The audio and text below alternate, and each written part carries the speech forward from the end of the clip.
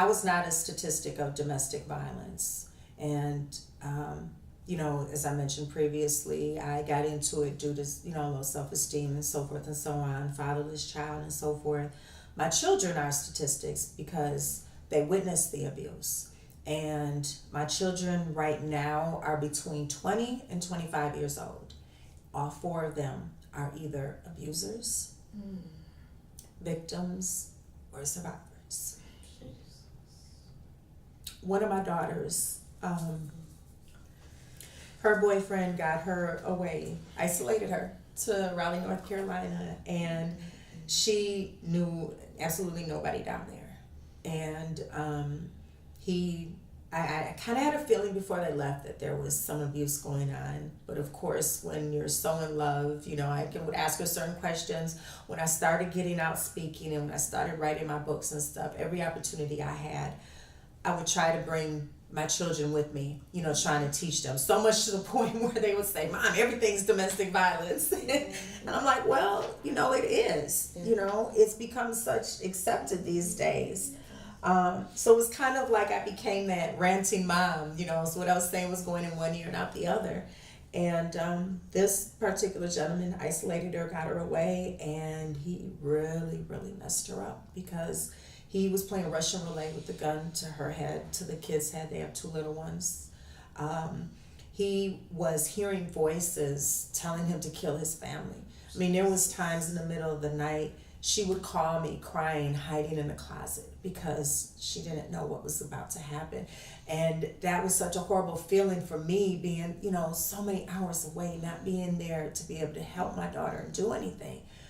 But she was still at that midpoint where she still had not admitted to me that there was domestic violence going on. She tried to tell me that he got a hold to some bad drugs. But you know, I knew better, and I said, okay. Finally, you know, she got away and she came back, and she's still traumatized by the things that she endured with him. She's in another relationship and she's having problems because she isn't healed yet. You know, this is all new and recent for her, but she's not healed yet, you know, so she's taking that baggage into this next relationship, and because they're so young, you know, they don't understand. So I'm trying to help her, you know, through that healing stage right now. And then my son, who's 20 years old, you know, his girlfriend called me 2 weeks ago, crying and hysterical because he tore up the house. She had told me about a year ago that there was some domestic violence going on, and she confided in me. And she's 25, 26, so older than him. And I said, I don't care if that's my son or not, leave. You know, it's not, you can't change him, you can't help him. You need to leave. And she felt, because she said, when we pray, or when I pray for us, I see things change or get better. I said, baby, you can't help him because he's not trying to help himself. He has to want it. I've tried talking to him, and he just was like, you know, Mom, I don't hear that. Mom, knowing nothing going on, you know, he's not admitting anything to me.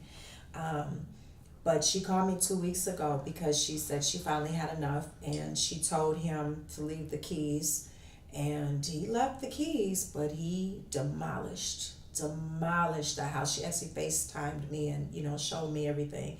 And that's the thing, because when death statistics are higher when you try to leave an abusive relationship, and that's why they say you need to have a safety plan. And it could have been her, because I remember with him as a child how his anger was. Even though when his father and I split, he was only 6 years old. I endured quite a few years, about a good 7-8 years after that with him, with emotional and behavioral problems, where when he would get angry, he would lash out. He would punch holes in the door. He would just destruct things. And I didn't really understand what was going on. And he went through this 4-hour psychological testing. And he's in the 2nd grade. They said that he had EBD, which is emotional behavioral disability, and PTSD because of the abuse that he saw in the home. And see, we think that the kids, when they're that young, they don't understand, but they do, because it affected him. And I put him in counseling but with him being so young, he didn't really open up. And I got frustrated. I didn't think at the time, take him to a different counselor, keep trying to find him help because I'm still healing. I'm still, going through as well. So he never got the proper help that, he needed. So of course it spilled over into adulthood. And so to this current day, his girlfriend did end up going back with him. They are still together. Mm-hmm. So it's still, it's still happening. And I can't talk to him. That's what hurts the most because I help other women on their journey. I help to healing. I help others create safety plans and so forth and so on. But it's a helpless feeling when you can't help your own children. Mm-hmm. And then it's a helpless feeling when you know it's your fault because of what you allowed them to see. So I had to constantly go through this self-talk of not sabotaging myself. I can't dwell on the past. I can only dwell on the present because when you know better, you do better. So I just try to, whenever I can, drop my nuggets to them to try to stop that cycle. And especially with my daughter now who's in that healing stage, just helping her because she has 2 little ones, and thankfully right now, the guy she's with, he's not physically abusive, but I'll be honest, I think that there are some traits of some emotional abuse going there because, quick example, he had her get rid of all her clothes that she had while she was in his previous relationship. And bought her all new clothes because he felt that she was bringing that spirit into their relationship. And I said, her name is Destiny too.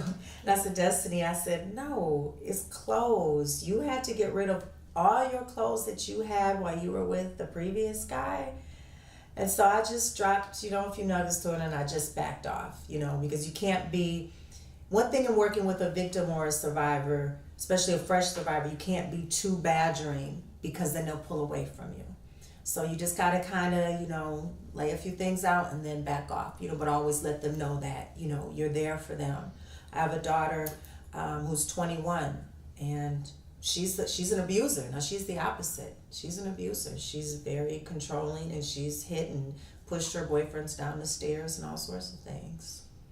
So, and then my oldest daughter, the one I mentioned, that was like my nurse, she went through it. She went through domestic violence, but thankfully, after that, I believe it was about 2 or 3 years, if even that long, she got out and she had an awakening call because her daughter saw the abuse and it was like an epiphany for her where she was like, no, my daughter's not going to go through that. And so that was quite a few years ago. And so from what I know of now, she's still on the straight and narrow and she's the one who's like, I'm not having that.